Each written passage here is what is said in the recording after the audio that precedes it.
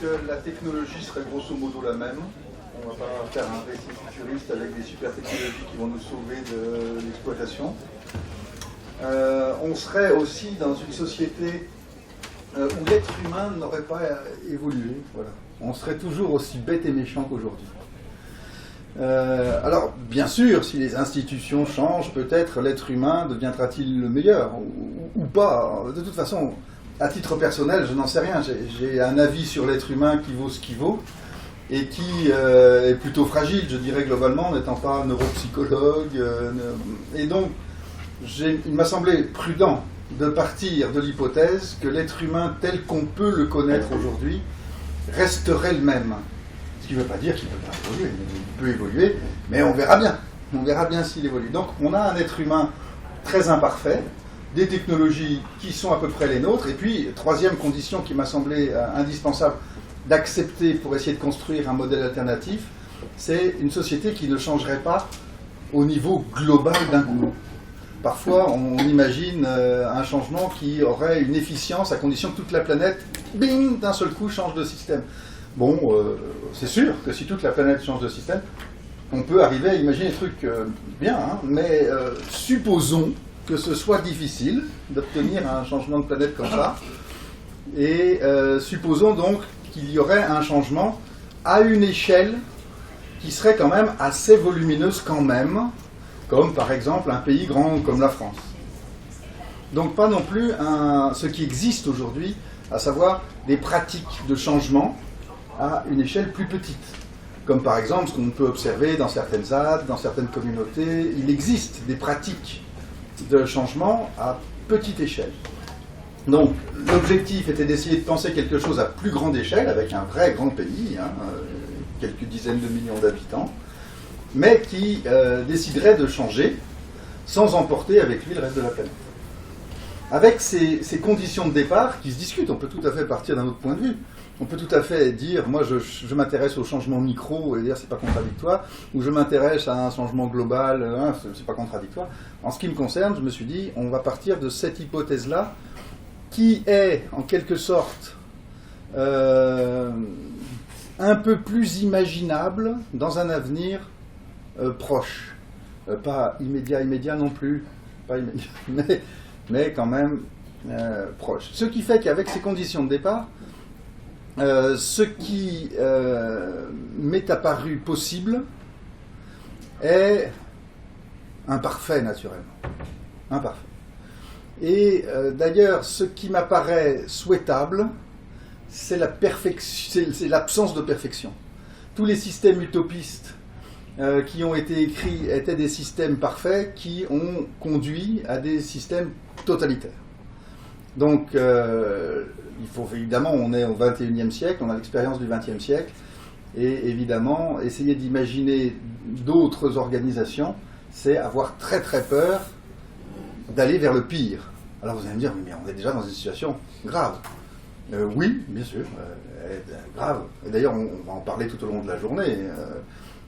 En ce qui concerne le travail, c'est pas quelque chose d'assez compliqué de voir la gravité de la situation, entre les épuisements des uns, entre les exclusions des autres, avec l'entreprise qui est despotique depuis très longtemps, mais qui a des tendances totalitaires maintenant, hein. Ça change un tout petit peu avec le néo-management qui essaye de contrôler encore un petit peu plus l'individu productif. On a une forme de totalitarisme d'entreprise qui est en train d'apparaître. Donc, est-ce que ça va plutôt mal? La réponse, c'est oui, c'est même, dans certains cas, très dur. Est-ce qu'on peut faire mieux? Bien sûr que c'est facile, mais attention, est-ce que le pire a du sens? Oui, bien sûr. On a déjà rêvé des mondes meilleurs qui ont conduit à des réalités épouvantables. Donc, avec tous ces trucs-là, je m'en vais brinque-ballant et prudent, en quelque sorte. Et c'est donc dans ce contexte-là que j'ai essayé de construire quelque chose qui est très imparfait et que j'ai essayé de faire aussi assez diversifié. Parce qu'une constatation évidente, c'est que si l'on défend la liberté, ce qui est mon cas, ce qui est notre cas, si on défend la liberté, on ne veut certainement pas d'un système uniforme. quel qu'il soit. C'est-à-dire que si jamais tel ou tel groupe de personnes a envie de vivre de telle ou telle manière, très bien, il convient que ce groupe puisse le faire. Il convient aussi que le fait que ce groupe le fasse n'interdise pas aux autres de faire très sensiblement différemment à côté. Toute uniformité ou toute tendance vers l'uniformité est une réduction des possibles, et toute réduction des possibles est une réduction de la liberté, donc c'est très inquiétant. Donc il convient d'avoir quelque chose d'assez diversifié. Alors à partir de là, que décrire, vous comprenez? Si c'est diversifié, il va y avoir des trucs différents. Et s'il y a des trucs différents, il faudrait décrire une multitude. Tout de même, il m'a semblé que si on voulait que justement ces différences et cette multitude puissent s'exprimer, il convenait d'avoir un certain cadre qui autorise cette multitude de fonctionnements et cette multitude de possibles. Alors, quel cadre? Je ne vais pas tout vous raconter, puisque le livre que j'ai écrit qui s'appelle Voyage en misarchie qui s'appelle Essai pour tout reconstruire, traite un peu de tout. Je vais essayer de me concentrer sur l'objet de la journée, puisque c'est ce qui convient, et donc sur le travail. Alors, première chose, je pense qu'il faut conserver, mais alors tout se discute, hein, d'ailleurs j'espère que ça va venir. Hein. Je pense qu'il faut conserver l'idée de travail rémunéré. Alors, ça semble presque paradoxal de dire ça, puisque aujourd'hui le travail n'est considéré que comme le travail rémunéré dans une situation de marchande particulière. Bon, est-ce que ce type d'activité est le seul type d'activité intéressante? Non. Est-ce qu'il existe des activités du temps libre qui sont créatrices de valeur? Oui. Est-ce que, bon, tout ça est assez évident, et parfois, à force de vouloir prendre le contre-pied de notre société, on finit par dire laissons tomber le travail rémunéré. Je ne pense pas qu'il faille laisser tomber le travail rémunéré. Je pense que c'est intéressant, le travail rémunéré. Aussi, pas de manière exclusive, mais c'est aussi intéressant. Alors, j'ai conservé aussi, dans ce système un peu imaginaire, la monnaie. Je pense que c'est pratique. Si tout est en troc, c'est très compliqué. Ça dépend des métiers. Il y a des métiers qui troquent facilement. Les agriculteurs seront rois dans un univers de troc. Mais il y a d'autres métiers qui troquent plus difficilement. Et donc, une économie monétaire ne me pose pas de problème non plus. En ce qui concerne le travail rémunéré, pourquoi est-ce qu'il faut non seulement le conserver, mais à mon avis, lui conserver une importance? Lorsqu'on achète un produit, si tout le monde veut un revenu, quand on parle de revenu universel par exemple, si tout le monde veut un revenu, c'est pour avoir des sous. Pour avoir des sous, pour quoi faire? Pour acheter des trucs. Et pour acheter des trucs, qu'est-ce qu'on paye quand on achète quelque chose? Eh bien, quand on achète quelque chose, aujourd'hui, on paye principalement trois choses. On paye de l'impôt, hein, TVA et compagnie. On paye du travail et on paye du capital. On va avoir du mal à faire totalement différemment. De l'impôt, il me semble que ce sera nécessaire si on veut conserver un certain nombre de choses, comme par exemple l'éducation gratuite ou des trucs comme ça. Donc, de l'impôt, oui, j'en veux. Et après, il me reste quoi? Le travail et le capital. Si on arrête de rémunérer le travail, j'ai un petit peu peur qu'on rémunère le capital. Dans certaines visions, d'ailleurs, ou de fin de la rémunération du travail de type revenu universel un peu généralisé, il n'y a plus que le capital. C'est pour ça que ce sont aussi des utopies ultralibérales, le revenu universel. Alors évidemment, dans l'univers que j'imagine, si on pouvait réduire de manière drastique, de manière drastique la rémunération du capital, voire presque la supprimer, ça serait très bien, voire la supprimer, peut-être c'est possible. En tout cas, il nous reste donc la rémunération du travail, et elle, je ne vais pas la supprimer. Au contraire, il me semble que c'est absolument crucial et qu'il convient, lorsqu'on achète un bien, de rémunérer avant tout le travail. Donc, le travail rémunéré n'est pas du tout, pour moi, quelque chose de tabou. En revanche, je suis parfaitement conscient de toutes les activités non rémunérées ayant une importance cruciale pour le fonctionnement de la société, et qui sont les activités du temps libre, et qui sont ce qui fait fonctionner, évidemment, la société, à peu près autant d'ailleurs que le travail rémunéré, ou plus, enfin j'ai pas fait de quantitatif, mais en tout cas de façon très importante. Certaines théories visent à faire une espèce de partage entre ceux qui se spécialiseraient dans les activités dites du temps libre, ou les activités non marchandes, ou les activités bénévoles, ou les activités qui sont dans les communs, ou les activités, il y a plusieurs façons de le qualifier, et puis d'autres seraient dans le travail rémunéré, et on filerait une espèce de revenu de base pour ceux qui sont dans le travail hors marchand, et puis les autres seraient dans le travail marchand et seraient taxés pour payer les dons. Je suis défavorable à cette solution. Ce qui se discute à mort aussi. Je suis très inquiet face à cette solution-là. Je pense que si on crée cette division de personnes selon les types de tâches, les unes marchandes, les autres non marchandes, on va vers une césure de la société extraordinairement brutale. Parce que ceux qui sont dans le travail marchand seront aussi les détenteurs de tous les leviers du pouvoir économique.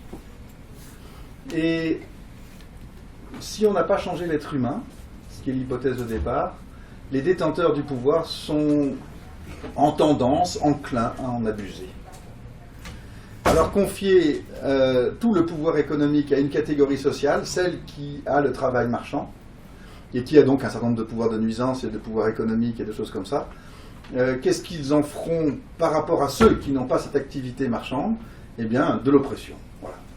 Est-ce qu'ils en feront de l'oppression? Oui, c'est à peu près certain, et ce sera à peu près immédiat. Ils auront vite fait de qualifier les autres d'assistés, alors que pourtant ils ont une activité très active, et au nom de ce discours de l'assistanat, ils les réduiront non seulement à un asservissement pratique, mais aussi à une certaine misère. Et, il me semble que si on veut une société un tout petit peu égalitaire, il convient de partager le pouvoir, et que s'il convient de partager le pouvoir, il convient de partager aussi le pouvoir économique, et donc ça suppose un partage du travail marchand, et pas une division de la société entre ceux qui ont le travail marchand et ceux qui ne l'ont pas.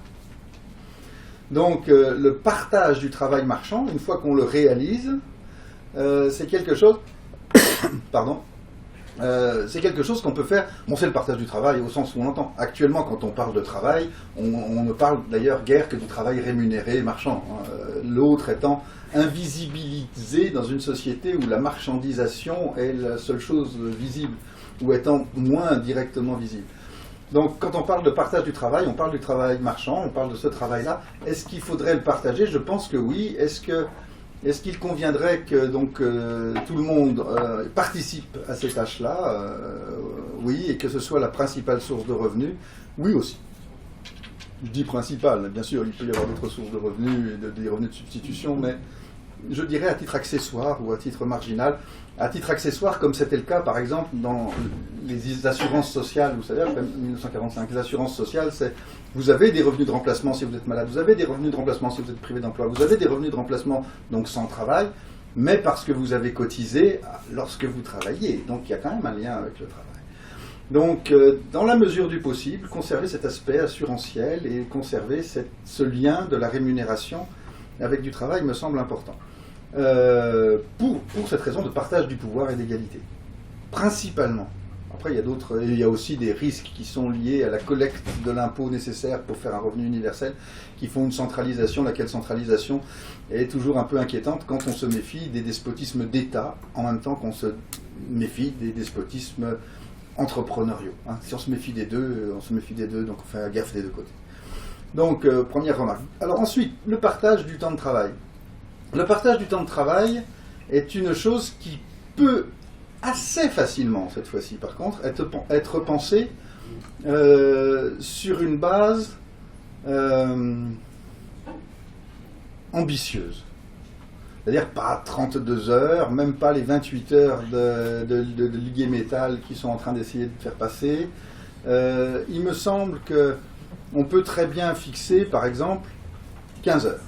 Alors, si on fixe 15 heures, vous allez dire, oui, mais quand on voit la quantité d'heures de travail qui sont actuellement fournies, si on fait plus que 15 heures, il va nous en manquer. Et comme je suis en société maintenu d'un point de vue technologique, d'un point de vue... est-ce qu'il va en manquer? Oui, oui, en réalité, oui. Il y a plus, le travail marchand représente beaucoup plus que 15 heures en moyenne par personne, même si on supprime le chômage, et même si on supprime toute cette phase invisible du chômage de personnes qui ne cherchent même plus d'emploi parce qu'elles sont découragées. Donc même dans ces cas-là, 15 heures c'est un peu court. Mais attention, je ne vois pas les 15 heures comme une durée maximale. Pas plus que les 35 heures aujourd'hui ne sont une durée maximale. On peut travailler plus. Simplement, aujourd'hui, si vous travaillez plus, vous êtes incité à le faire, puisque les heures supplémentaires sont en principe, de moins en moins souvent, mais quand même en principe payées à taux majoré. Donc on est incité à travailler plus. Et là évidemment, c'est un scandale. Il convient aussi que les personnes soient incitées à avoir les activités du temps libre. Donc, l'idée serait la suivante. Les 15 premières heures ne seraient pas taxées. Au revenu minimum en tout cas. Au revenu minimum, elles ne seraient pas du tout taxées, ni par l'impôt, ni par la cotisation sociale. Ce qui fait qu'avec ces 15 premières heures, on peut atteindre un niveau de revenu, en augmentant un tout petit peu le revenu minimum, on peut arriver à un niveau de revenu décent avec ces 15 heures. Au-delà, les personnes peuvent tout à fait travailler plus, parce qu'elles ont envie, certaines d'entre elles, de gagner plus. Mais à ce moment-là, elles rentrent dans un mécanisme qui est celui de la concentration du pouvoir sur les uns et des potentielles privations du pouvoir des autres, et donc, ça produit un coût social, se travailler plus, puisqu'on n'a pas de partage du travail dans ces cas-là. Donc il convient d'avoir des heures supplémentaires très mal rémunérées, donc en d'autres termes, très fortement taxées, afin qu'il y ait une désincitation à faire des heures supplémentaires. Très fortement taxées parce qu'il convient aussi qu'elles soient pour l'entreprise beaucoup plus chères que des heures normales. Parce que si vous prenez une entreprise normale préférera toujours avoir 2 salariés qui font tout le boulot que 4. C'est plus facile à gérer. Et puis vous en avez trouvé 2 avec lesquels vous entendez bien. Aller en chercher un 3e, c'est toujours un risque. Et donc avoir plus de salariés, c'est plus compliqué que d'avoir moins de salariés. C'est pour ça d'ailleurs que les employeurs se battent à la concentration massive du pouvoir, même s'ils ont un surcoût de ce fait-là, même s'ils ont une surfatigue de ce fait-là, et même s'ils risquent le burn-out de leurs salariés, ils s'en foutent un peu.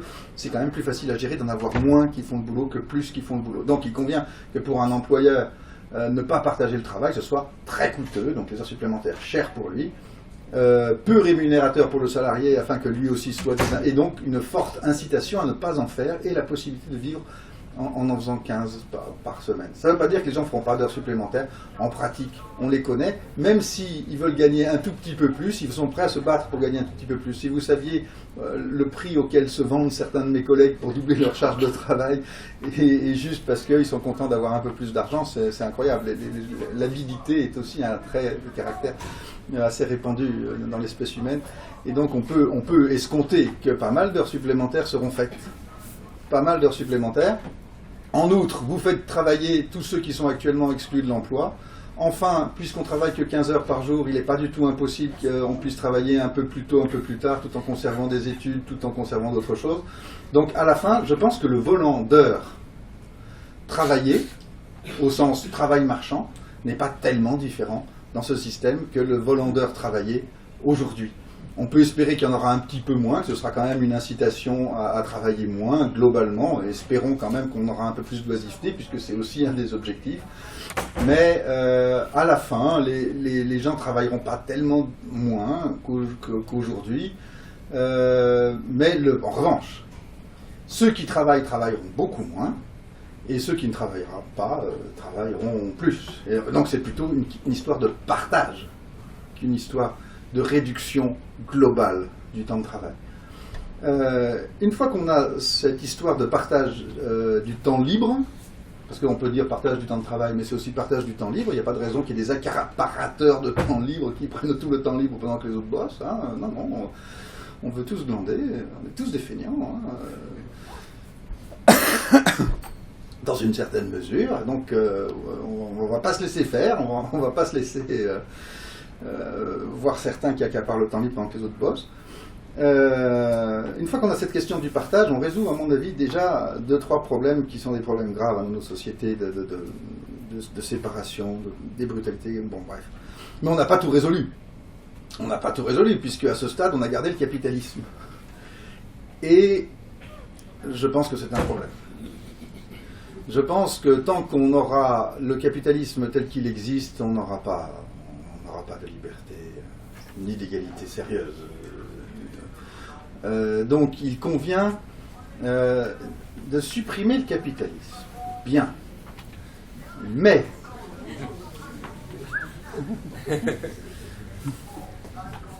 Oui, entrez, allez-y, passez devant, y a pas de, on s'en fiche, soyez les bienvenus.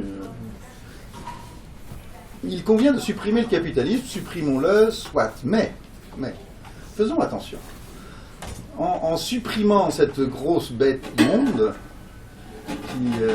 d'ailleurs c'est plutôt le ventre de la bête immonde, pour ceux qui n'y passons, en supprimant cela, il convient d'éviter d'autres monstres. Nous ne voulons pas générer un État totalitaire. Ça a été une des manières de supprimer le capitalisme. Et en plus, ça n'a même pas marché, c'est quand même devenu... Enfin bon, bref, c'était une horreur. Et aussi, ce qui est moins souvent dit, je ne voudrais pas non plus supprimer la liberté d'entreprendre. Je pense que si une personne ne peut pas monter ce qu'on appelle son entreprise, ou si vous préférez, son activité marchande autonome, hein, si le mot entreprise apparaît trop choquant, on est dans une société catastrophique. Alors, je pense qu'on doit pouvoir, si on a une idée de trucs à faire, de trucs qui pourraient être utiles, monter sa boîte. Est-ce qu'on doit pouvoir monter sa boîte ? Ah oui.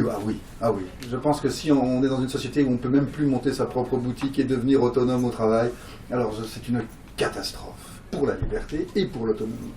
Donc je suis favorable, absolument favorable à la liberté d'entreprendre. Donc il convient de supprimer le capitalisme sans supprimer la liberté d'entreprendre. Attention. Alors comment faire ? C'est pas si facile que ça, parce que les deux ont des liens. Il me semble qu'il faut faire un petit compromis. Alors, on peut très bien dire que tout le pouvoir va aux travailleurs et que le pouvoir ne va jamais au capital. Ça, c'est pas très compliqué puisque l'entrepreneur est un travailleur. Il lance sa boîte, il travaille, il a lui aussi du travail et donc il est un travailleur. On pourra lui confier du pouvoir sans empiéter sur le principe tout le pouvoir aux travailleurs. En revanche, celui qui lance son entreprise, qui y met son patrimoine et qui contracte un certain nombre d'emprunts, parce qu'il faut imaginer aussi une refonte du système bancaire qui permette au travail de louer le capital plutôt qu'au capital de louer le travail.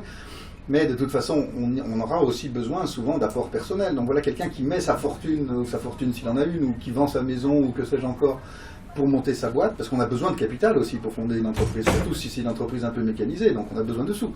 Donc il va être obligé de vendre un certain nombre d'affaires, il va prendre des emprunts personnels peut-être, et bref, et ensuite il va monter son entreprise, et puis au début c'est un peu difficile, il n'y a pas de clients, enfin vous savez, 1 an, 2 ans, il se paye très peu, ça commence à marcher, 3 ans, ça y est, ça commence à rentrer, il y a du boulot qui vient.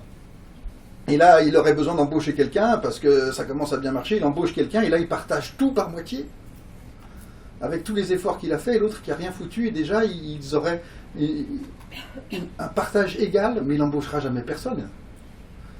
Alors, pour qu'il puisse embaucher quelqu'un, il n'y a pas d'autre solution que de reconnaître à celui qui a monté son entreprise un pouvoir sur son entreprise. Et donc, celui qui l'embauche, au secours, c'est un salarié. Au sens traditionnel, avec l'application d'un code du travail, c'est un salarié. Voilà. On n'a pas supprimé le capitalisme. Je pense que c'est vrai, à ce stade-là, on ne l'a pas supprimé.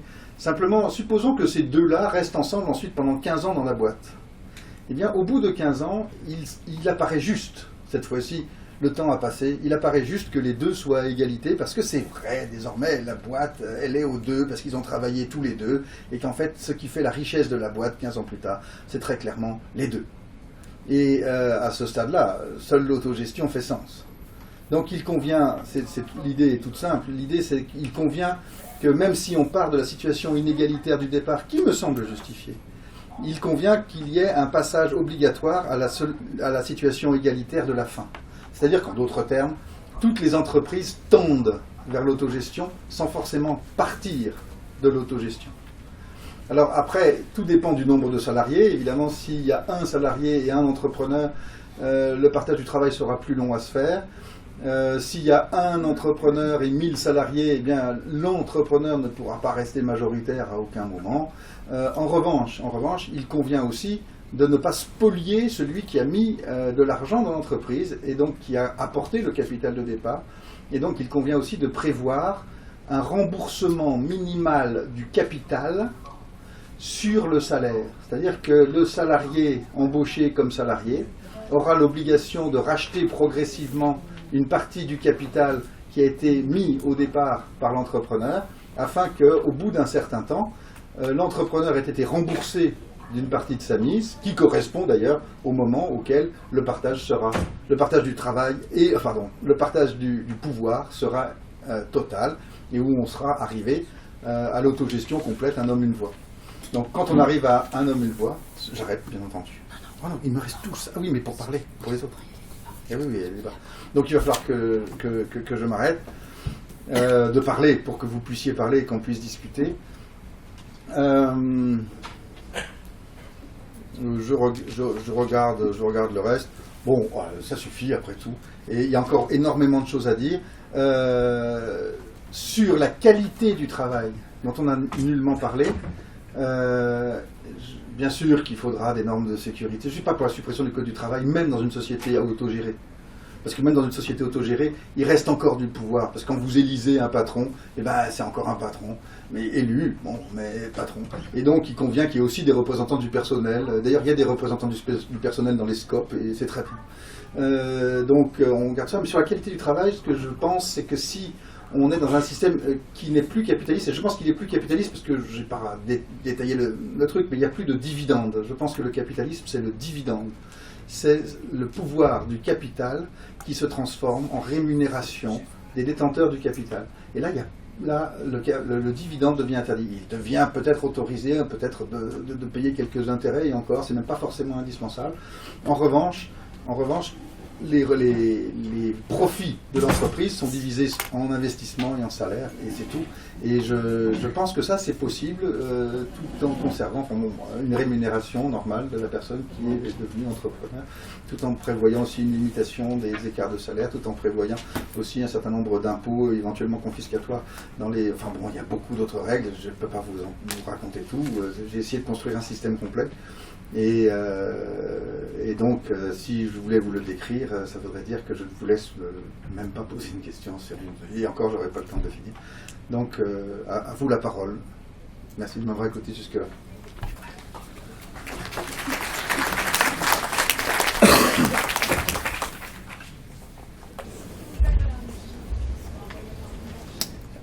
Qu'est-ce que je fais de la religion ? Je répète les questions parce que, en fait, malheureusement, on n'a qu'un seul micro. Alors, comme je suis un gros fasciste dans l'âme, et que ce serait compliqué de le faire circuler. En plus, il n'y a pas la place. Enfin, c'est compliqué, quoi. Je suis pour la liberté de religion. Est-ce que je suis religieux moi-même ? Non. Est-ce que je considère que la religion est une forme d'aliénation ? Oui. Est-ce que, en plus, je trouve ça un peu ridicule ? Oui. Est-ce que un système juridique doit intervenir sur les croyances des personnes ? Ah non, alors. Dans Voyage en hiérarchie, il y a quand même... Des religions. Mais oui. Mais il y a tout. C'est ça la diversité. C'est-à-dire que, est-ce que je pense, parce que ce qui est décrit, c'est ce système normatif, d'accord ? Lequel système normatif entend laisser un maximum de liberté. Et je crains les despotismes sous toutes leurs formes. La prohibition de la religion, enfin, ça n'a aucun sens. Si les gens veulent croire à des conneries, mais allez-y, qui suis-je pour m'en mêler ? Donc, et en pratique, si on les laisse croire n'importe quoi, qu'est-ce qu'ils vont faire ? Ils vont croire à n'importe quoi. Je vous rappelle que je n'ai pas changé l'être humain, regardez-les. Donc c'est comme ça, les gens ils adorent croire, il y en a à des univers ordonnés, bisounours, avec des grands barbus qui veillent sur eux, et ça leur donne d'ailleurs des sourires béats. Je vous dis, la béatification, ça fait un sourire béat. Et ils sont très heureux comme ça, et je viendrais leur dire un truc du genre, arrête de croire à ça, mais de quoi je me mêle, si je suis le système normatif. Si je suis l'individu moi-même, et que je n'ai pas de pouvoir sur l'autre, je pourrais lui faire ha ha ha. Mais en revanche, si il y a un système normatif, et donc qui a du pouvoir, alors là, il faut dire au pouvoir ta gueule. Tu laisses les gens faire leur truc. Et donc, effectivement, dans le voyage en misarchie, il y a des religions et même des cinglés. Et c'est normal, je suis pour la diversité. J'ai pas lu le livre, j'ai loupé un peu du début de l'exposé, mais de ce que j'ai entendu, j'ai l'impression que vous ne faites jamais la différence entre emploi et travail pour les salariés. Est-ce volontaire? Moi, je crois que c'est une question politiquement très chargée. Je me demandais si c'était volontaire ou pas encore exploré. Alors, il y a plusieurs significations dans la distinction emploi-travail. Je n'ai pas utilisé le mot emploi, d'accord? Je pourrais le faire dans plusieurs significations. Vous pensez à laquelle, vous? Je pense que c'est très opportunément qu'aujourd'hui il y a une confusion qui est entretenue entre le travail avec la charge morale ou simplement pour certains le socle existentiel que ça peut représenter, et l'emploi comme travail salarié, comme travail soumis, le contrat de travail, subordination, rémunération. Ok, alors là j'ai utilisé travail marchand, travail non marchand. Mais dans ce sens-là c'est assez proche. Oui, et donc j'en ai parlé, ça évidemment. Je pense que les activités humaines sont plus nombreuses, plus riches, plus diversifiées que ce que le système marchand construit autour de l'emploi. Mais comme je voulais pas rentrer, comme dans cet imaginaire-là, on supprime le capitalisme, il demeure quand même du travail rémunéré, du travail non rémunéré, du travail qui est de l'ordre d'une forme de gratuité, et du travail qui est fait en contrepartie d'une rémunération. Et ces deux types de travail, il convient de les partager. Alors on peut le dire en disant partage du travail rémunéré et partage du temps libre aussi. Et je suis favorable plutôt au partage de ces différentes sortes d'activités plutôt qu'à leur accumulation sur certaines têtes, les uns faisant l'un, les autres faisant l'autre. Je ne sais pas si j'ai répondu à la question. Mais enfin, c'est une question que j'aborde. Je m'interroge de votre proposition de 15 heures non taxées, enfin non imposées. Ça veut dire que si on imagine que la société va vers ça, elle va tendre vers une société sans État, c'est-à-dire sans la santé, sans les choses comme ça. Parce que s'il n'y a plus de taxation sur le travail, s'il n'y a plus de... Donc est-ce que l'objectif qui est de dire ne pas taxer les 15 premières heures, c'est viable à terme? Alors, il ne s'agit pas du tout de supprimer les cotisations, les taxes, les impôts, parce que je suis très attaché à la santé gratuite, à l'éducation gratuite.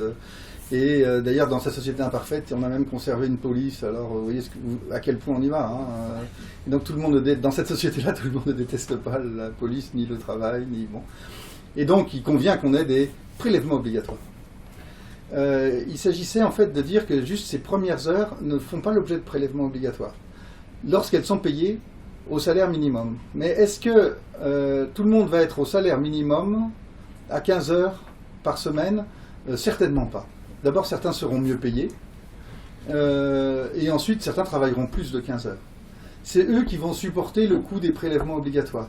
En réalité, c'est comme s'il y avait une subvention pour le salaire minimum à 15 heures, parce que du coup, ceux qui travaillent simplement 15 heures ne payent pas le coût de ces services socialisés. C'est un peu comme si on les subventionnait. Est-ce que je suis favorable à cette subvention? Oui. En fait, je pense qu'il convient que l'on puisse vivre décemment avec 15 heures de travail. En pratique, les gens vont travailler beaucoup plus. En pratique, les gens vont gagner plus que le salaire minimum.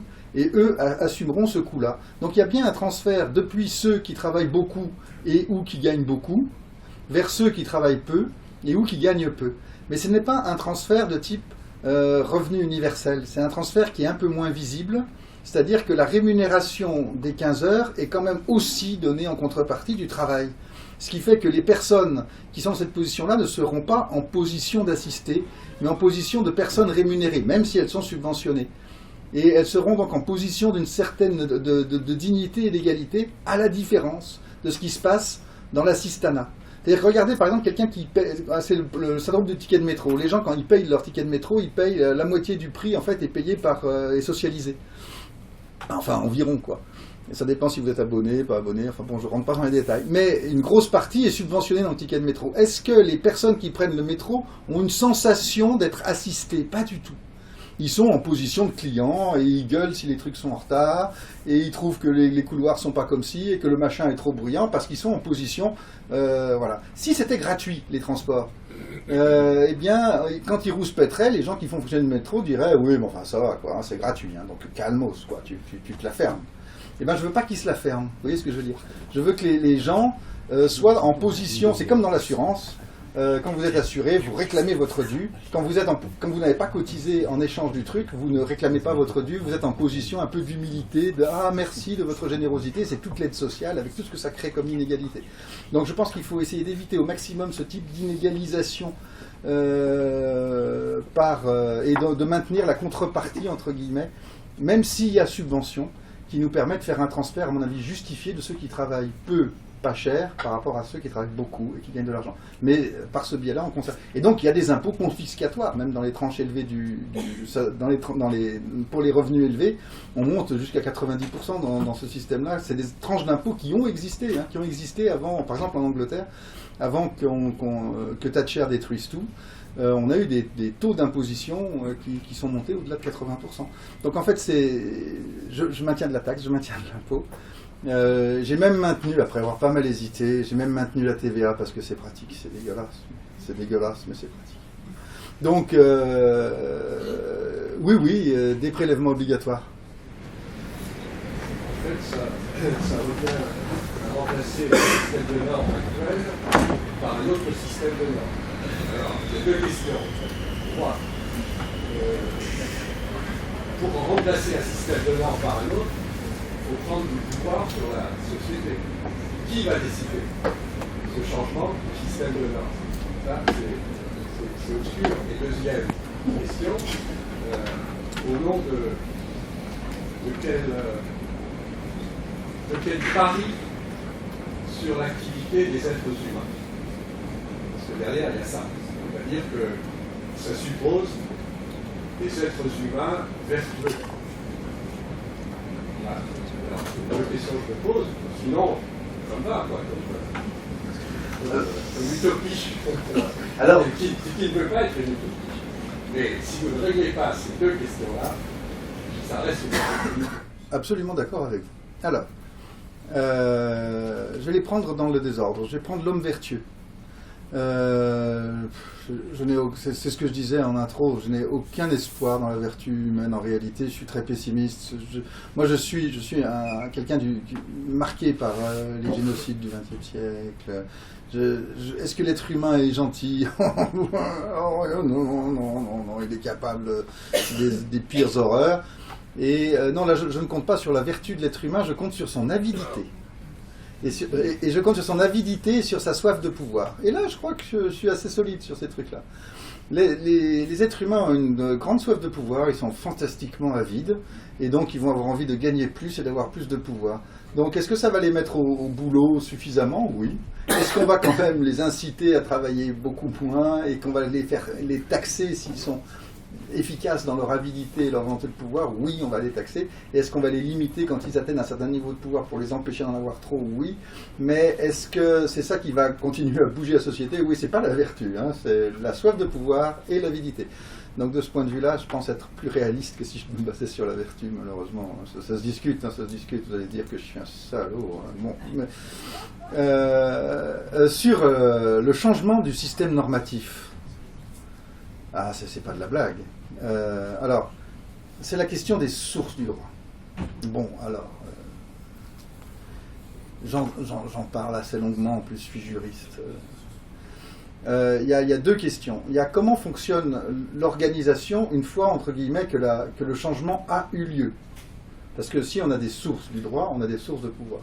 Et si on a des sources de pouvoir, il faudra faire très gaffe parce que c'est dangereux les sources de pouvoir, c'est dangereux comme la peste. Donc il va falloir faire attention à l'organisation normative du système nouveau, et donc c'est pour ça qu'il y a un certain nombre de trucs qui vont permettre de supprimer l'État comme organe doté d'une souveraineté, et de préférer des sources de normes plus éclatées que ça. D'accord ? Et je pense que c'est possible d'avoir des sources de normes plus divisées, plus éclatées, qui permettent un meilleur partage du pouvoir que le mythe de l'État. Mais il y a une deuxième question dans votre question, qui est comment est-ce qu'on passe de l'un à l'autre ? Alors, les moyens du changement social sont multiples. Et sont multiples. Et ne peuvent pas être pensés de manière alternative.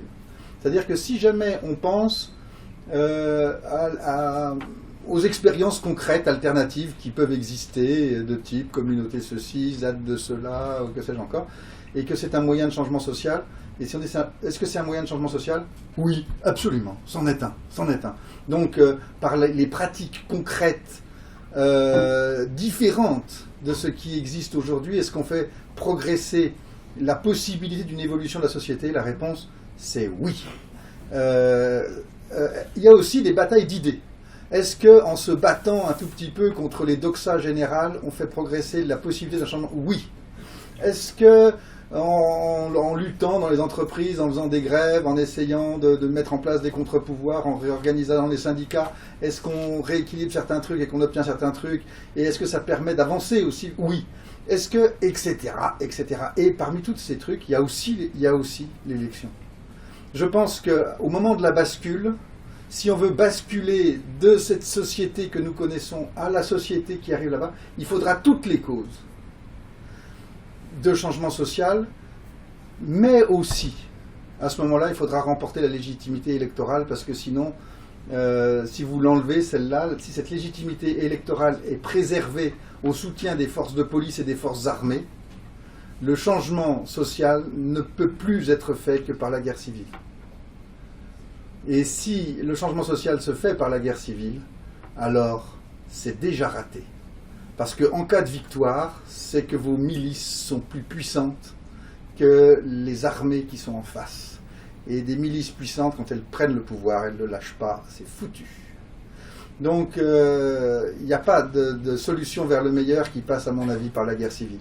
Donc il convient de priver de la légitimité démocratique les forces de police et les forces armées pour en quelque sorte les contrôler au moment de la bascule, en quelque sorte. Donc je pense qu'à ce moment-là, il faudra que la société soit suffisamment dotée d'expériences alternatives, suffisamment dotée d'idées nouvelles, suffisamment de... Non, on n'y est pas. Et à ce moment-là seulement, il convient aussi de remporter les élections. Pour l'instant, je pense que, je vous le dis franchement, je pense que pour faire un changement profond de société, les élections sont sans espoir. C'est-à-dire qu'un changement profond de société ne peut pas survenir par l'élection. Les élections, il y avoir tous les programmes politiques qui se présentaient, c'est que du micro-changement. Donc, ça ne veut pas dire que moi j'ai voté contre le Front National, voilà. Mais c'est pas ça qui fait un changement. Ça peut lutter contre le pire, faire des petites améliorations marginales, mais ou pas. Hein. Chacun pense ce qu'il veut. Mais en tout cas, ce que je pense, c'est que l'élection n'est un moyen de bascule qu'à la condition que la bascule soit déjà presque réalisée. Déjà en 1936, il y a eu un changement à la suite des élections, mais parce qu'il y avait la grève générale en même temps. Donc je ne suis pas pour, je ne suis pas pour la division des moyens, je suis pour l'accumulation des moyens. Ce sera assez dur comme ça de changer de société. Et je crois qu'il faut mettre tous les moyens ensemble.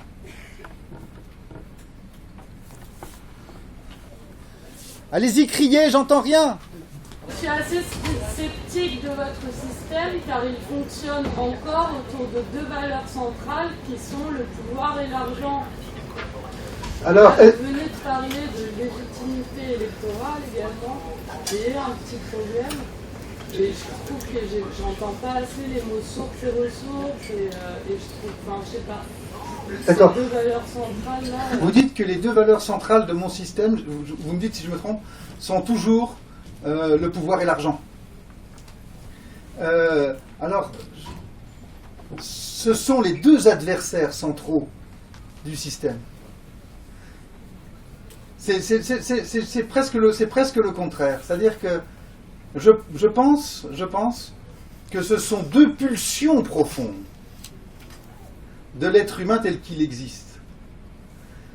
Mais le système, au sens où on peut l'entendre, c'est-à-dire l'organisation normative, si vous voulez, l'organisation normative est entièrement construite, en misarchie, d'ailleurs le mot misarchie le signifie, est entièrement construite pour lutter contre cette volonté de puissance des individus et cette soif de pouvoir et cette avidité qui se traduit aussi par une avidité de l'argent. Donc toutes les normes ont pour objectif de contrer ça. Mais ça ne veut pas dire qu'on l'a supprimé. Alors est-ce que l'être humain ensuite, dans un système un peu moins brutal que le nôtre, pourrait devenir moins assoiffé de pouvoir et ou moins avide? Bon, ben j'en sais rien, j'ai aucune visibilité sur le futur de l'être humain. En tout cas, pour l'instant, je peux vous dire qu'il est assez avide et assez assoiffé de pouvoir. Et donc, la société normative que j'imagine est une société qui se situe avec des êtres humains qui sont souvent comme ça, pas toujours, hein, et on est différents les uns des autres, bien entendu, mais il y en a quand même pas mal qui sont assoiffés de pouvoir et d'argent, et il faut faire avec ceux-là aussi pour les contenir, mais aussi les utiliser lorsqu'ils peuvent être utiles, et lorsque ces pulsions-là sont des pulsions créatives. Si vous voulez le fond de ma pensée, d'ailleurs, parce que après il y a ce que je pense moi, le fond de la pensée, c'est que la soif de puissance et la soif de liberté, c'est la même chose. C'est la même soif. En revanche, on les distingue, parce que la soif de puissance s'exprime par l'oppression d'autrui, alors que la soif de liberté s'exprime sans l'oppression d'autrui. C'est ça la différence. Mais sinon, au niveau de la pulsion humaine, je pense que c'est probablement la même. Et donc elle est profondément ancrée dans l'être humain, et donc je ne crois pas que l'idée de la réduire soit même une tellement bonne idée. Il s'agit de la contenir plutôt et d'empêcher qu'elle écrase autrui. Il y a une chose qui me gêne toujours dans le discours, on avait discuté il y a 3 jours, on parle de travail, mais jamais on se pose la question, ce n'est pas posé l'année dernière pendant les manifestations contre la loi travail, et je ne sais pas si on va se la poser aujourd'hui dans tous les débats qui vont avoir lieu, mais travailler pour produire quoi et pour qui? C'est-à-dire que 15 heures de travail, j'ai rien contre, et pour produire quoi? Est-ce qu'on a besoin d'un volume de travail de 15 heures pour produire des trucs dont tout le monde n'a rien à foutre? En plus, et là je reviens dans mon enthousiasme d'il y a 3 jours, 7 milliards et demi aujourd'hui, avec 2 écrans plats, 1,5 milliard de véhicules sur la Terre, 1,5 milliard de voitures, de bagnoles, de motos, de machin. Quand on va être 9 ou 10 milliards, avec cet appétit, cette envie de consommation qu'on donne au monde entier avec le capitalisme, il va falloir du travail pour le produire. Mais est-ce qu'on en a réellement besoin? Donc la question de l'autre jour de la misarchie, c'est l'anarchie -1, c'est-à-dire, est-ce qu'on ne peut pas arriver à un système où on travaillera, mais travailler, ça dépend aussi du sens qu'on lui donne. Travailler, un artiste Picasso, quand il peint un tableau, il travaille. Est-ce qu'on ne peut pas arriver à développer une société dans laquelle on travaille pour produire ce qu'on a besoin pour nos besoins logiques, manger, voilà. Et puis après, faire une société dans laquelle on peut être dans la collaboration, être dans la pensée, la poésie, l'art, et des choses qui nous nourrissent aussi, mais qui seront, on aura dépassé le capitalisme. Et dans les discussions qu'on a pu avoir, le capitalisme, en tout cas en misarchie, il n'est pas dépassé. Ce que je disais la dernière fois, le capital et l'État, c'est les deux mêmes faces d'une même pièce. Donc à un moment, quand on enlève l'un, on est obligé d'enlever l'autre. Mais j'enlève les deux. Mais donc c'est supprimer l'État et le capitalisme, c'est bien l'objet. Je suis d'accord avec l'essentiel. Simplement, quand on dit ceci, nous n'en avons pas besoin, je ne voudrais pas que quelqu'un vienne dire aux autres ce dont ils ont besoin. On décide collectivement. Oui, mais décider collectivement, ça va être collectif, et si l'individu, c'est un peu compliqué. Décider collectivement, c'est décider contre la minorité aussi. Donc il convient d'avoir, enfin j'ai peur. J'ai peur d'un mécanisme qui viendrait expliquer ce qu'il convient de consommer. Ça me fait peur. Oui. Alors, aujourd'hui, c'est le cas. Justement, aujourd'hui, c'est le cas. Et donc, les règles qui sont posées en mise-archive visent à ce que ce ne soit plus le cas, ce qui est différent. Donc, par exemple, on baigne dans une propagande productiviste et dans une propagande consumériste qu'il convient naturellement d'interdire. Donc, je suis favorable à la prohibition de la publicité qui produit des pulsions d'achat qui sont inacceptables et extrêmement destructrices. Évidemment, je suis favorable aussi à la mise en place de normes impératives en ce qui concerne l'environnement, comme par exemple la prohibition des emballages plastiques, qui est une folie environnementale, et on pourrait prendre plein d'autres exemples. Évidemment, il me semble que la mise en place, en revanche, d'incitations aux biens durables divers est absolument nécessaire à la survie de la planète, et donc ces incitations doivent être mises en place. Mais voilà. J'irai pas jusqu'à, peut-être pas aussi loin que toi, sur la coercition consumériste. Une fois qu'on a supprimé la publicité, qu'on a fait des incitations aux biens durables, qu'on a mis quelques normes environnementales sérieuses en place, bon, c'est déjà mieux, et je pense que ça produira une très forte décroissance, au sens où on l'entend souvent, c'est-à-dire une très forte diminution de la pulsion consumériste. D'accord ? Et c'est déjà pas mal, La coercition, elle se fait aussi par les matériaux qu'on peut utiliser pour produire. Il y a un moment, oui, tout à fait. Il n'y a plus de matière première, on ne peut plus produire. Le problème, il se pose plus. Oui, tout à fait. On est déçu de ce qu'on produit. Il n'y a plus de ressources, on ne produit pas. Oui, excusez-moi, je suis arrivé en retard, donc si la question a déjà été posée, vous allez me le dire. J'ai lu le livre, bien sûr, et je l'ai trouvé très bien. Ça m'a un peu quand même rappelé Thomas More. Avec sa puissance et ses limites. La question est la suivante. Je suis un petit peu resté sur ma faim lorsque vous abordez le sujet de la représentation et le sujet de l'organisation politique dans la fameuse mise-archive. Et je trouve que vous n'avez pas complètement levé toutes les critiques qu'on peut faire à ce système dans lequel on vit depuis 2 siècles, bientôt, même plus, qui est le système de la démocratie, entre guillemets, représentative. Et je trouve que vous n'avez pas été suffisamment précis sur ce que déjà l'histoire, depuis, effectivement, même peut-être plus de 2 siècles, hein, si on remonte beaucoup plus loin, a déjà mis en œuvre historiquement. Il me semble que vous auriez peut-être pu mieux exploiter ça et faire des propositions pour se débarrasser, parce que je pense que c'est possible, pour se débarrasser de cette représentation qui pourrit tout naturellement et qui est le système politique induit par naturellement le capitalisme. Bon, je suis désolé, on me contraint à juste titre, parce qu'il y a d'excellentes choses qui vont venir juste derrière. Donc ça va être la dernière question, elle est importante. Je suis de ceux qui pensent que le mot représentation est une escroquerie, puisque les représentants ne se représentent rien. En fait, ce sont des fondés de pouvoir.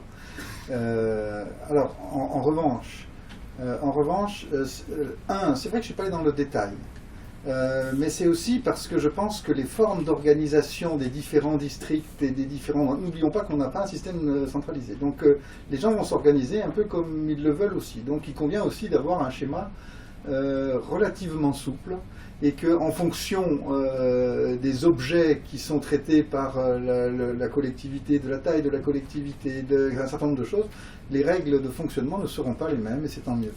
Donc il convient de faire attention. Ceci dit, je suis très favorable au tirage au sort, il en faut, je pense qu'il en faut. Je pense qu'il faut se méfier terriblement de l'élection de fondés de pouvoir, rappelons-les comme ça, parce qu'ils ne représentent rien. L'élection de fondés de pouvoir est dangereuse. Mais si on est au-delà d'une certaine taille, je pense que confier tout le pouvoir à des tirés au sort est quelque chose de dangereux aussi. Et donc il convient de tempérer, parce qu'il y a d'autres dangers, on les connaît moins, parce qu'on a moins vécu avec des assemblées tirées au sort. Mais en fait, on sait historiquement que ces assemblées-là sont aussi dotées de risques de démagogie, il peut y avoir des dangers aussi.